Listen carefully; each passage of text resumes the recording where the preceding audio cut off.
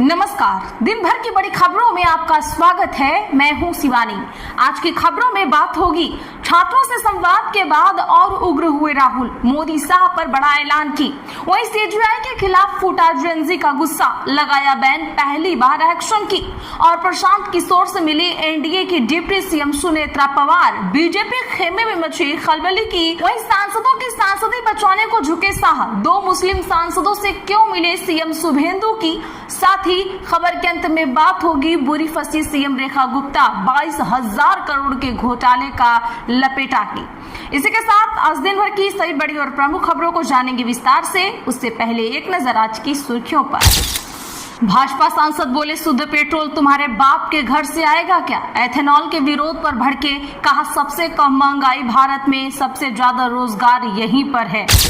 बड़े बड़े पत्थर मारे, ममता के काफिले पर हुआ वार, प्रदर्शनकारियों ने फेंके पत्थर, जूते, पुलिस पर लगाया आरोप। यूपी में किसकी बनेगी सरकार, बृजभूषण शरण सिंह बोले क्या हम झूठ बोल दें, इस बार लड़ाई है। झारखंड में मंत्रियों ने देवेंद्र से अनशन तोड़ने की अपील, सीएम हेमंत बोले हमने चोरी पकड़ी है, दोषियों को सजा जरूर मिलेगी, सरकार छात्रों के बीच बातचीत जारी। बीजेपी प्रदेश अध्यक्ष ने पत्रकारों के सवाल पर जोड़े हाथ, कॉमनवेल्थ की मेजबानी को लेकर सवालों में उलझी। अर्चना गुप्ता बोली हमारे यहाँ ऐसी व्यवस्थाएं नहीं है। केरल में पूरा नहीं गाया जाएगा वंदे मातरम, मंत्री मुरलीधरन का बड़ा ऐलान, केंद्र के आदेश को नहीं मानेगी राज्य सरकार। धर्मेंद्र प्रधान बोले जेनजी को भटकाने की कोशिश हुई, मेरे लिए पद जरूरी नहीं था, पीएम मोदी से चर्चा के बाद इस्तीफा दिया मैंने। यूपी के पूर्व मंत्री बोले फ्लाइंग कार, गलगोटिया इनोवेशन ये चाइना के खिलौने। रवि का दावा, तमिलनाडु से लाया इंजन, सीएम धामी कर चुके तारीफ। शराब घोटाला को लेकर अरविंद केजरीवाल की जमानत पर कल दिल्ली हाई कोर्ट में होगी सुनवाई, ईडी ने दी थी चुनौती, जानिए क्या है मामला। जेनजी आंदोलन के बाद पार्टियां रणनीति बदल रही। 2027 में 7 राज्यों में चुनाव, 22% वोटर जेनजी, 5% अगर इधर उधर हुए तो सरकारें बदल सकती हैं। नेपाल पीएम बालेन शाह सोमवार को पहले भारतीय राजदूत से मिलेंगे, बाद में चीन के दूत से बात होगी, अगले दिन अमेरिकी अधिकारी से 1-to-1 होगी बैठक। ईरानी सुप्रीम लीडर मुजतबा का जंग के बाद पहला वीडियो वायरल, लोगों से बात करते आ रहे हैं नजर। जल्द ही मर जाने का किया जा रहा था दावा। H-1B वीजा वालों की नौकरी गई तो अमेरिका छोड़ना पड़ेगा, नई नौकरी तलाशने की 60 दिन की मोहलत खत्म करने की तैयारी, 5 लाख भारतीयों पर होगा असर। भारतीय कानून मानने ही होंगे, मेटा को सरकार का साफ संदेश, एल्गोरिदम पर भी नजर, डिफेक्ट पर सख्ती की तैयारी।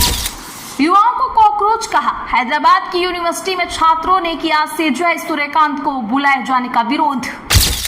रांची में आंदोलन कर रहे छात्रों का होगा फ्री इलाज, स्वास्थ्य मंत्री अंसारी ने की अनशन खत्म करने की अपील। चलिए जानते हैं अब खबरें विस्तार से। उससे पहले वीडियो को एक लाइक जरूर करिएगा।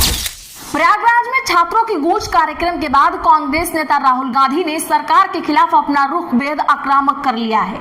देश में इस वक्त 2 सबसे बड़े ज्वलंत मुद्दों पर युवाओं के भविष्य पर लाठियों का प्रहार और दूसरा करोड़ों लोगों की आस्था के केंद्र राम मंदिर में चढ़ावे की कथित चोरी।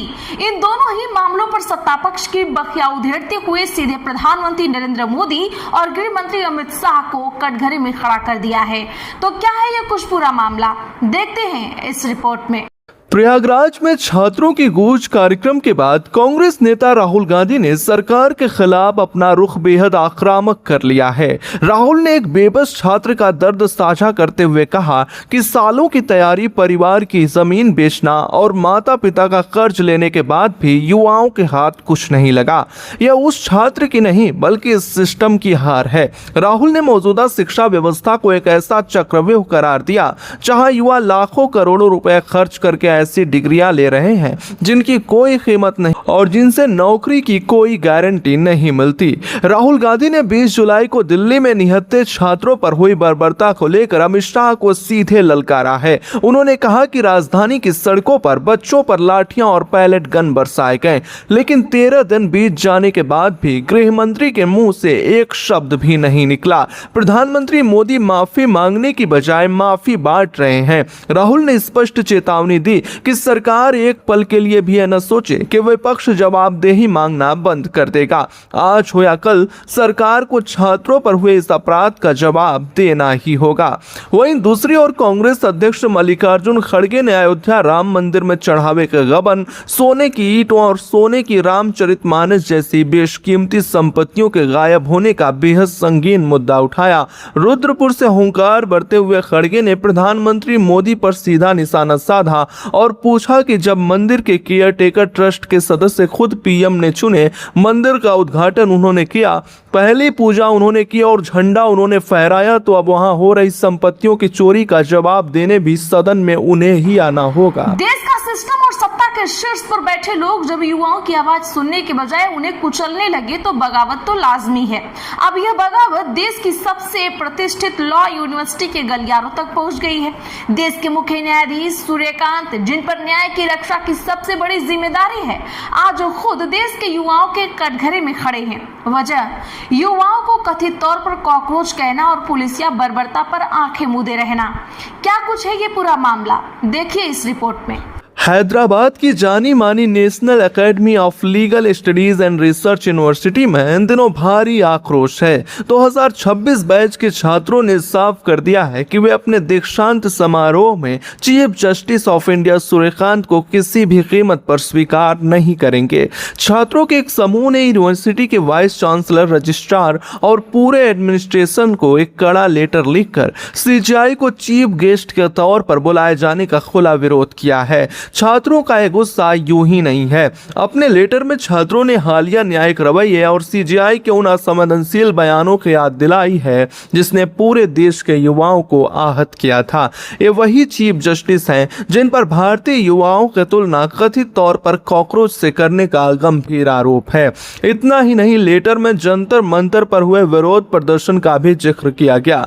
जब प्रदर्शनकारियों पर पुलिस ने बर्बरता की हदें पार कर दी थी, तब देश की सर्वोच्च अदालत के मुखिया का कथित तौर पर कहना कि उनके पास पुलिस की बर्बरता के वीडियो देखने के समय नहीं है, इस बयान पर भी छात्र काफी गुस्सा हैं। हालांकि बाद में सीजीआई सूर्यकांत ने कहकर सफाई देने की कोशिश की थी कि मीडिया ने उनके बयान को तोड़ मरोड़ कर पेश किया, लेकिन देश का युवा अब इस लीपापोती को मानने के लिए तैयार नहीं है। छात्रों ने अपने लेटर में दो टूक शब्दों में कहा कि जिस व्यक्ति ने युवाओं के प्रति इतनी बेपरवाही दिखाई हो, उसके हाथों से डिग्री लेना उनकी कड़ी मेहनत से हासिल की गई डिग्री का अपमान होगा। छात्रों का स्पष्ट मानना है कि आज के हालात में सीजीआई को चीफ गेस्ट बनाना संवैधानिक जवाबदेही और एकेडमिक स्वतंत्रता के मूल्यों के खिलाफ है। महाराष्ट्र की राजनीति में एक ऐसा सियासी भूकंप आ गया है जिसकी गूंज सीधे दिल्ली के सत्ता के गलियारों में बेचैनी पैदा कर रही है। बीजेपी का चाणक्य तंत्र अब उसी के सहयोगियों को रास नहीं आ रहा है। एनडीए के लिए इससे बड़ी शर्मिंदगी और खतरे की घंटी क्या ही होगी कि उनकी अपनी ही सरकार की डिप्टी सीएम अब उसी प्रशांत किशोर के दरबार में हाजिरी लगा रही हैं, जो खुलकर बीजेपी के खिलाफ चुनावी मैदान में ताल ठोक रहे हैं। ऐसा लग रहा है मानो महाराष्ट्र में बीजेपी का जहाज डूब रहा है और सहयोगी दल अपनी जान बचाने के लिए लाइफ बोट तलाश रहे हैं। क्या है ये पूरी खबर, आइए देखते हैं इस रिपोर्ट में। महाराष्ट्र की राजनीति में उस वक्त हड़कंप मच गया जब एनडीए की अहम सहयोगी और एनसीपी अजीत गुट की नेता डिप्टी सीएम सुनेत्रा पवार ने अपने बेटे पार्थ पवार के साथ चुनावी रणनीतिकार प्रशांत किशोर से मुलाकात की। राजनीतिक पंडितों के लिए समझना मुश्किल नहीं है कि जो प्रशांत किशोर जन सुराज के जरिए बिहार में एनडीए की जड़ें खोद रहे हैं, उनसे बीजेपी के किसी सहयोगी का मिलना क्या मायने रखता है। यह साफ दर्शाता है कि एनडीए ने अपने ही साथियों यह साफ दर्शाता है कि एनडीए के अपने ही साथियों को अब कमल के सहारे चुनावी नया पार लगने का भरोसा नहीं रहा। इस हाई वोल्टेज मुलाकात पर एनसीपी शरद गुट की कार्यवाहक अध्यक्षा सुप्रिया सुले ने जो कहा, उसने सत्ता पक्ष के जले पर नमक छिड़कने का काम किया। सुप्रिया ने बड़ी बेबाकी से कहा कि प्रशांत किशोर उनके पुराने दोस्त हैं और प्रोफेशनल हैं। अजीत पवार गुट पीके के साथ क्या करना चाहता है उनका अंदरूनी मामला है, लेकिन असली निशाना सांसद सुप्रिया सुले ने सीधे बीजेपी के गुरूर पर साधा। उन्होंने बिहार के बांकीपुर में प्रशांत किशोर की हालिया बम्पर जीत का जिक्र करते हुए बीजेपी की पूरी राजनीतिक मशीनरी की धज्जियां उड़ा दी। सुप्रिया ने कहा कि केंद्र से लेकर राज्य तक पूरी सत्ता, बेशुमार ताकत और सरकारी तंत्र होने के बावजूद सत्ताधारी पार्टी प्रशांत किशोर को हराना तो दूर रोक भी न पाई। सुप्रिया सुले ने बीजेपी के जमीनी स्तर के खोखले दांवों की पोल खोलते हुए सबसे करारा तंज कसा। उन्होंने खुद का उदाहरण देते हुए कहा, अगर मेरी पार्टी की सत्ता पंचायत से लेकर दिल्ली तक होती और फिर मैं अपने ही बारामती के कटेवाड़ी बूथ पर चुनाव हार जाती तो मैं इसे अपनी सबसे बड़ी नाकामी और चेतावनी मानती। इस सीधा हमला बीजेपी के उस सिस्टम पर था जो कागजों पर तो पन्ना प्रमुख बनाता है लेकिन जमीन पर अपने ही बूथ पर हार जाता है। खबरें यहां तक थीं कि बीजेपी का शीर्ष नेतृत्व एनसीपी के दोनों गुटों का विलय कराकर अपनी स्थिति मजबूत करना चाहता था, लेकिन सुनेत्रा पवार गुट ने बीजेपी आलाकमान को ठेंगा दिखा दिया। कुल मिलाकर सुनेत्रा पवार और प्रशांत किशोर की मुलाकात चीख चीख कर गवाही दे रही है कि महाराष्ट्र में बीजेपी का पूरा नैरेटिव ध्वस्त हो चुका है और उनके अपने सहयोगी ही अब खुलकर उनके खिलाफ बगावत की बिसात बिछाने लगे। सियासत में जो दिखता है वो होता नहीं और जो होता है वो कभी दिखता नहीं। पश्चिम बंगाल में इन दिनों एक बेहद दिलचस्प और चौंकाने वाला सियासी ड्रामा चल रहा है। बाहर से देखने पर आपको लगेगा कि मस्जिदों से लाउड स्पीकर हटाने को लेकर बागी मुस्लिम सांसद सत्ताधारी एनडीए और सीएम शुभेंदु अधिकारी से दो दो हाथ कर रहे हैं, लेकिन पर्दे के पीछे कुर्सी बचाने की एक ऐसी कहानी लिखी जा रही है जो अगले 24 घंटे में सच्चाई बन सकती है। तो क्या है ये कुछ ये पूरा मामला, जानते हैं इस रिपोर्ट में। मुर्शिदाबाद के 3 कद्दावर सांसद अबू ताहिर खान, खलीलुर रहमान और यूसुफ पठान, ये वो नाम हैं जिन्होंने टीएमसी से बगावत करके 20 सांसदों के साथ एनसीपीआई नाम का गुट बनाया और सत्ता पक्ष के करीब चले गए। लेकिन जब बंगाल के मुख्यमंत्री शुभेंदु अधिकारी के राज में मस्जिदों से लाउड स्पीकर उतारने का अभियान चला और एसआईआर के नाम पर लाखों अल्पसंख्यकों के नाम वोटर लिस्ट से काटे गए, जिसके बाद से पासपोर्ट से लेकर राशन तक में परेशानी हो रही है, तो इन सांसदों ने अपने वोटरों को शांत करने के लिए नाराजगी शुरू कर दिया। इन्होंने एनडीए की मंगल मिलन बैठकों का बहिष्कार कर दिया। लेकिन अब जो लेटेस्ट अपडेट सामने आई है उसने इस पूरे बगावत की पोल खोल दी है। गुरुवार को ये तीनों कथित तौर पर नाराज सांसद दिल्ली में गृह मंत्री अमित शाह के साथ बंद कमरे में गुफ्तगू करते हैं। इसके ठीक अगले दिन शुक्रवार 7 अगस्त को ये प्रधानमंत्री नरेंद्र मोदी के साथ ब्रेकफास्ट खास मीटिंग में शामिल होते हैं। वहां साथ बैठकर खीर खाई जाती है और बाहर आकर यही सांसद मीडिया से कहते हैं कि हम पीएम से मिलकर बहुत खुश और अभिभूत हैं, और फिर शनिवार को वापस कोलकाता आकर सीएम शुभेंदु अधिकारी के साथ नबन्ना में बैठ जाते हैं। आखिर इन मैराथन मीटिंग्स के पीछे का असली खेल क्या है? ये सारा खेल दल बदल कानून की लटकती तलवार से बचने के लिए रचा जा रहा है। असली गणित है, टीएमसी के 29 में से 20 सांसदों ने टूट कर गुट बनाया था जो 2/3 का जादुई और कानूनी आंकड़ा है। अगर ये 3 मुस्लिम सांसद एनडीए की नीतियों से तंग आकर टीएमसी में लौट जाते तो बागियों का आंकड़ा 20 से गिरकर 17 रह जाता, और जैसे ही आंकड़ा 17 हुआ, स्पीकर को इन सभी 20 सांसदों की लोकसभा सदस्यता तुरंत रद्द करनी पड़ती। हालांकि स्पीकर अभी चुप हैं, स्पीकर कुछ बोल ही नहीं रहे हैं। यानी सरकार किसी भी कीमत पर इन बागियों को खोने का रिस्क नहीं ले सकती थी, इसीलिए इन सांसदों को एक परफेक्ट फेस सेविंग स्क्रिप्ट दी गई। ये सांसद गृह मंत्री, पीएम और सीएम से सिर्फ इसलिए कथित तौर पर मिल रहे हैं ताकि कल अपनी जनता के बीच जाकर सीना ठोक कर कह सकें कि देखिए हमने बगावत का सुर छेड़ा तो मोदी जी और शुभेंदु जी को झुकना पड़ा, हमारी मांगे मान ली गई, इसलिए अब हम आधिकारिक तौर पर एनडीए को समर्थन दे रहे हैं। यानी बाहर जनता के सामने संघर्ष का ड्रामा और बंद कमरों में कुर्सी का समझौता।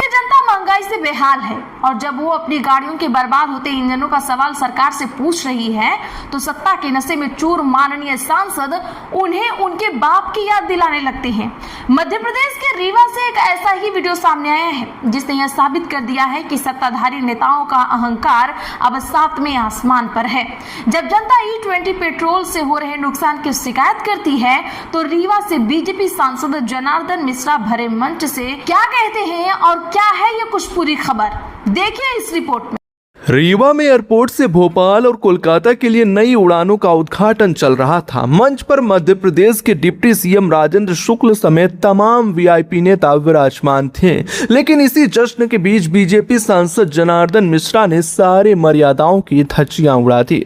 दरअसल पूरे देश में लोग पेट्रोल में 20% एथेनॉल मिलाए जाने का विरोध कर रहे हैं। विपक्ष और आम जनता लगातार ये मुद्दा उठा रही है कि इस मिलावटी पेट्रोल से उनके खून पसीने की कमाई से खरीदी गई गाड़ियों के इंजन सीज हो रहे हैं, माइलेज गिर रहा है और पुर्जे बर्बाद हो रहे हैं। जनता की जायज तकलीफ पर मलहम लगाने की बजाय सांसद महोदय ने जो कहा वो लोकतंत्र के मुंह पर तमाचा है। बघेली बोली में भड़कते हुए उन्होंने कहा, आंदोलन हो रहा है कि एथेनॉल नहीं चलेगा, केवल शुद्ध पेट्रोल चलेगा। तो क्या शुद्ध पेट्रोल तुम्हारे बाप के यहाँ से आएगा? देश में शुद्ध पेट्रोल है ही नहीं तो कहां से आएगा? अपनी इस बदजुबानी को सही ठहराने के लिए सांसद जी ने अजीबो गरीब तर्क दिए। उन्होंने कहा कि भारत में सिर्फ 20% तेल पैदा होता है और बाकी 80% बाहर से आता है, जो आजकल तनाव की वजह से 18,000 किलोमीटर का चक्कर लगा कर आ रहा है। उन्होंने ब्राजील के 100% एथेनॉल के उदाहरण दिए, लेकिन सांसद महोदय बताना भूल गए कि ब्राजील में गाड़ियों के इंजन उसी तकनीक पर डिजाइन किए गए हैं, जबकि भारत में आज आम लोगों की करोड़ों पुरानी गाड़ियों के इंजन को तबाह कर रहा है। सरकार अपने कुछ खास मित्रों को एथेनॉल बिजनेस चमकाने के लिए देश की जनता की गाड़ियों को कबाड़ में तब्दील कर रही है।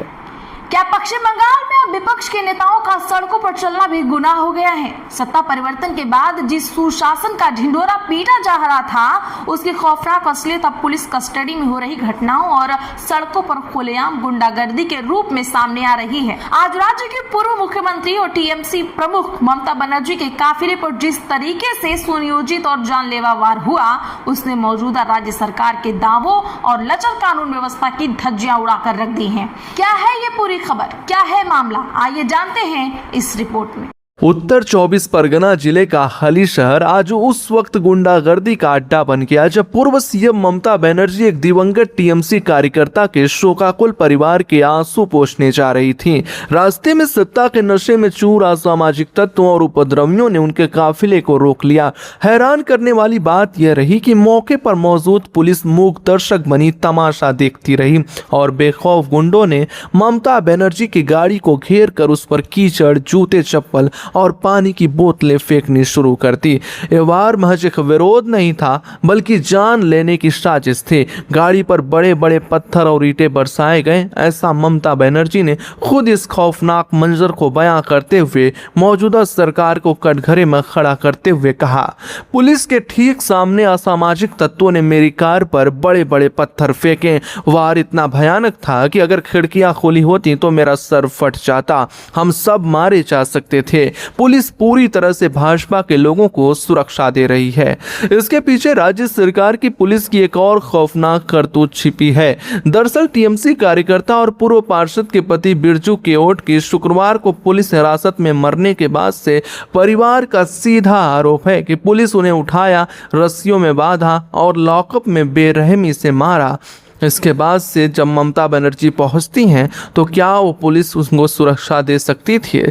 आज के लिए बस इतना ही। ऐसे ही खबरों के लिए चैनल सब्सक्राइब कर ले और बगल में घंटी के निशान को जरूर दबा ले। वीडियो को लाइक और शेयर करना ना भूलें।